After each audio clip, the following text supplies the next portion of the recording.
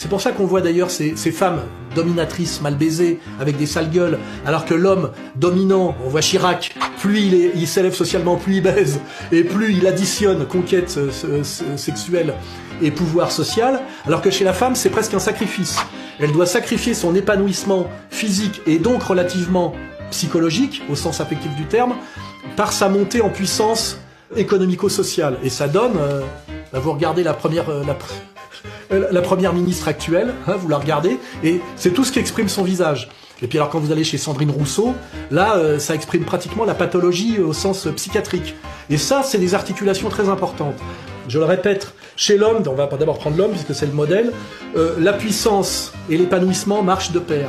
Chez la femme, la puissance induit le sacrifice de l'épanouissement au sens psychologique, qui d'ailleurs souvent passe l'enfantement, le maternage, etc., etc.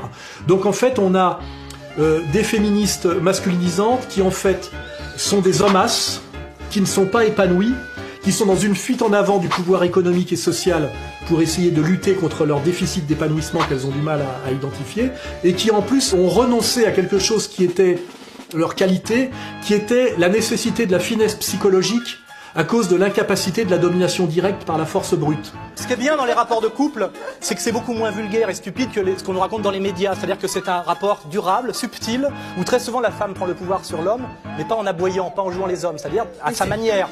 Et cette capacité qu'ont les femmes de prendre le pouvoir sur les hommes, et qui est historiquement et éternellement constatée, était une des forces auxquelles beaucoup de femmes aujourd'hui, en faisant un contresens progressiste, sont en train de renoncer. C'est d'ailleurs pour ça qu'en réalité la majorité des femmes ne marchent pas dans la combine. Elles voient bien qu'il y a quelque chose qui leur fait perdre du pouvoir d'une certaine manière et qui les amène sur un chemin où elles ne peuvent être que vaincues.